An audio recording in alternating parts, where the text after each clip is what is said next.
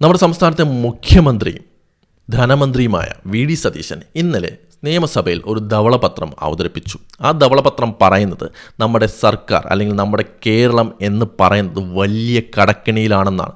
ഇതിന് കാരണം മുൻപ് ഭരിച്ചിരുന്ന സർക്കാർ വരുത്തിവെച്ച കടമാണെന്നും ആ ധവളപത്രത്തിലൂടെ സതീശൻ വ്യക്തമാക്കുന്നുണ്ട്. എന്നാൽ ആ ധവളപത്രത്തിൽ സതീശൻ എടുത്തു പറഞ്ഞൊരു കാര്യമുണ്ട്.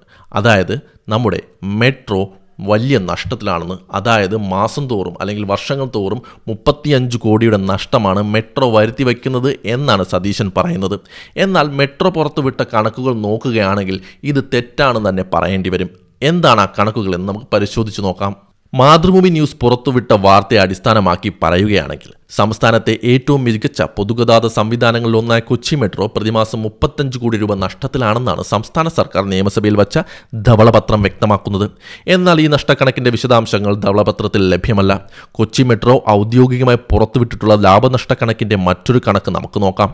ആ കണക്കുകൾ ഇപ്രകാരമാണ്. 2024 മുതൽ 2025 വരെയുള്ള 3 സാമ്പത്തിക വർഷത്തിൽ മെട്രോ ലാഭത്തിലാണ് പോയിക്കൊണ്ടിരുന്നത് എന്നാണ് ആ കണക്ക് പറയുന്നത്. അതായത് 2024-25 33 കൂടുതൽ കോടി രൂപ ലാഭം മെട്രോയ്ക്കുണ്ടായി. 2023-24 22 കോടിയോളം രൂപയുടെ ലാഭമാണ് മെട്രോ ഉണ്ടാക്കിയത്. അതിന് മുന്നത്തെ വർഷം 5.5 കോടിയോളം ലാഭം ഉണ്ടാക്കിയെന്നാണ് മെട്രോ പുറത്തുവിട്ട കണക്കുകൾ നമ്മളോട് പറയുന്നത്. വരവും ചെലവും അടിസ്ഥാനമാക്കിയാണ് പ്രവർത്തന ലാഭം കണക്കാക്കിയിരിക്കുന്നത്. അതായത് ചെലവിനേക്കാൾ ഉയർന്ന വരുമാനം കഴിഞ്ഞ 3 വർഷങ്ങളിലും മെട്രോ നേടി. കൊച്ചി മെട്രോ ഓടിത്തുടങ്ങിയ 2017-18 സാമ്പത്തിക വർഷത്തിൽ 24.19 കോടിയായിരുന്നു പ്രവർത്തന നഷ്ടം. ആദ്യ 5 വർഷം നഷ്ടക്കണക്കുകളായിരുന്നു. എന്നാൽ 6-ാം വർഷം മുതൽ മെട്രോ പ്രവർത്തന ലാഭത്തിലേക്ക് വന്നു. ടിക്കറ്റ് വരുമാനമാണ് മുഖ്യം.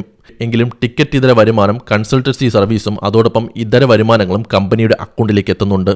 2024-25 വർഷത്തിൽ മെട്രോയിൽ നിന്ന് ലഭിച്ചത് 182 കോടിയിൽ കൂടുതൽ രൂപയാണ്. ഇതിൽ 110 കോടി ടിക്കറ്റ് വിറ്റ് വന്ന വരുമാനമാണ്.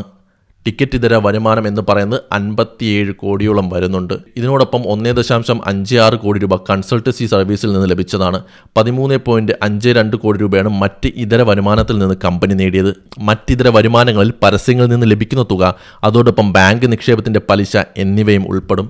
അപ്പോൾ എന്തുകൊണ്ടാണ് ഒരു ധവളപത്രം അവതരിപ്പിച്ചപ്പോൾ നമ്മുടെ മുഖ്യമന്ത്രിയും ധനമന്ത്രിയുമായ വി.ഡി. സതീശൻ മെട്രോ നഷ്ടത്തിലാണെന്ന് പറഞ്ഞത്? അർത്ഥസത്യങ്ങളല്ലേ അദ്ദേഹം അപ്പോൾ ആ ധവളപത്രത്തിലൂടെ പറഞ്ഞിരിക്കുന്നത് എന്നതൊരു ചോദ്യമാണ്.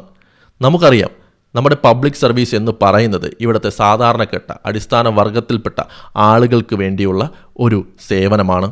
ഇതെല്ലാം സ്വകാര്യവത്കരിക്കാൻ വേണ്ടിയാണോ മുഖ്യമന്ത്രി ഇത്തരത്തിലുള്ള അർത്ഥനുണകൾ പറഞ്ഞത് എന്ന് നമ്മൾ ചോദിക്കേണ്ടത് തന്നെയാണ്.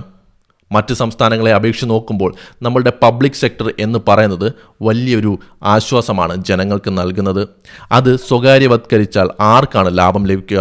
ഇവിടുത്തെ അടിസ്ഥാന വർഗത്തിൽപ്പെട്ട മനുഷ്യർക്കല്ലേ അതിൻ്റെ ദോഷം ഉണ്ടാവുക? അപ്പോൾ മുഖ്യമന്ത്രി ഇത്തരത്തിലുള്ളൊരു അർത്ഥസത്യം പറഞ്ഞതിലൂടെ എന്താണ് ഉദ്ദേശിച്ചതെന്ന് നമ്മൾ തീർച്ചയായും ചോദിക്കുക തന്നെ വേണം.